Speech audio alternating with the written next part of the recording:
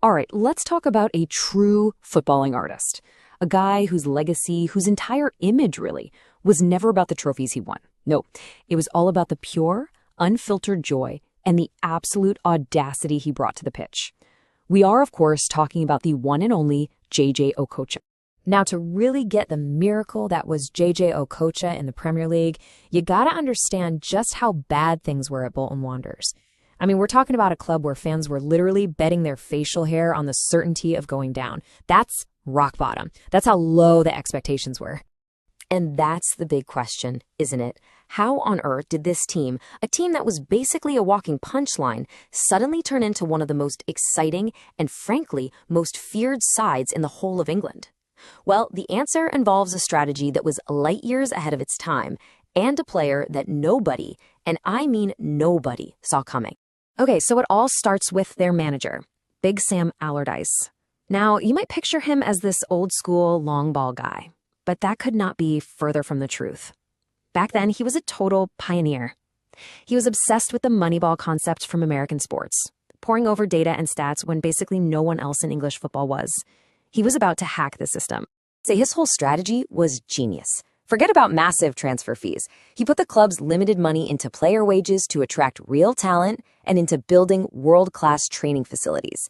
He used his spreadsheets to find guys that everyone else had written off. World Cup winners, Champions League winners, players who were supposedly too old or too difficult.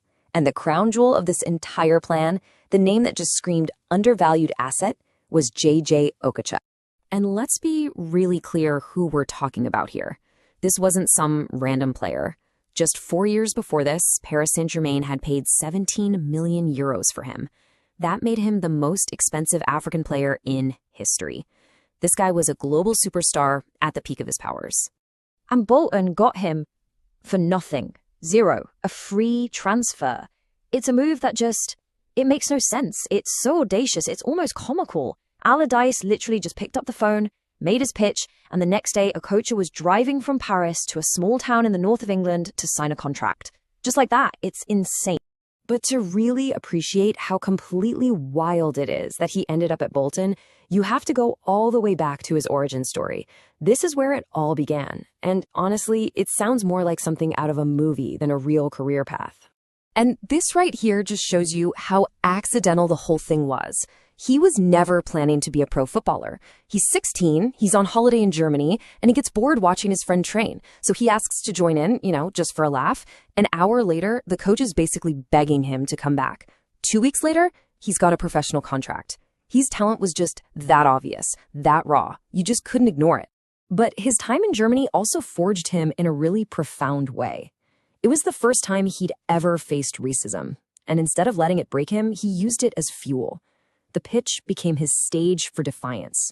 And his response? It wasn't to fight back with words. It was to completely and utterly humiliate his opponents with pure, breathtaking skill.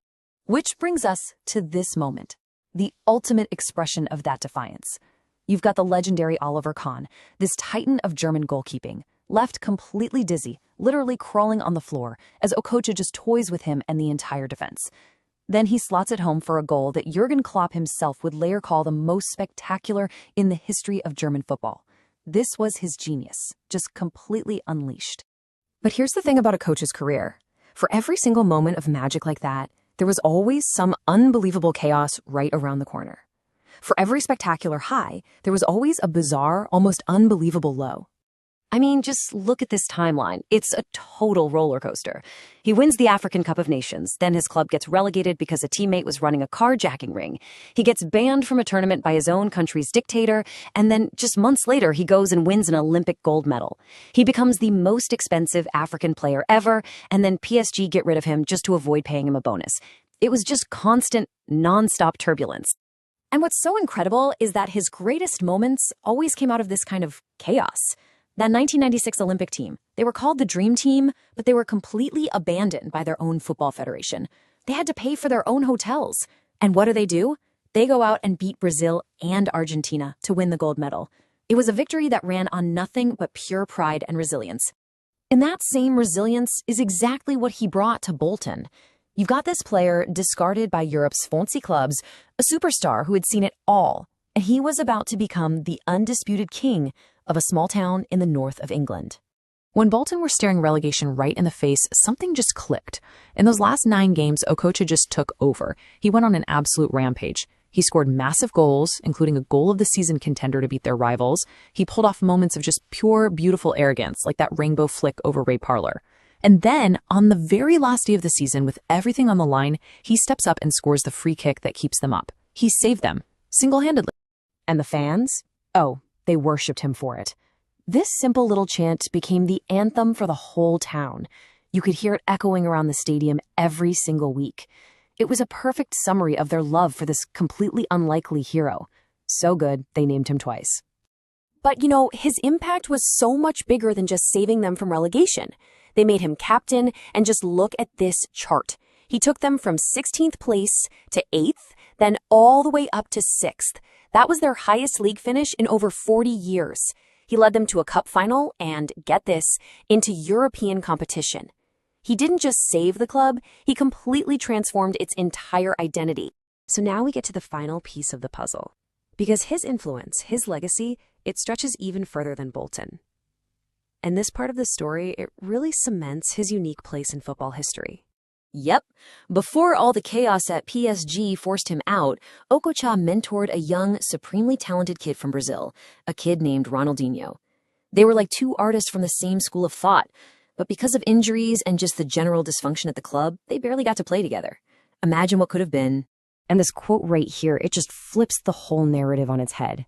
For years, people might have called Okocha the African Ronaldinho, as a compliment, but the truth is that it was the other way around. Okocha was the original. He was the blueprint. Ronaldinho was the Brazilian Okocha. So when you put it all together, you realize that the true image of JJ Okocha, well, it's not in a trophy cabinet somewhere. His legacy is his incredible journey. He's the genius who was discovered by accident, the guy who navigated a career of insane highs and lows. He was the ultimate entertainer who became a legend against all odds, and he was a mentor to one of the game's greatest ever icons. His legacy is joy. So I'll just leave you with this question to think about. When you consider the raw talent, the incredible skill, the impact he had everywhere he went, you really have to ask, was JJ Okocha the most gifted footballer to never win one of the game's biggest prizes? It's a pretty compelling argument.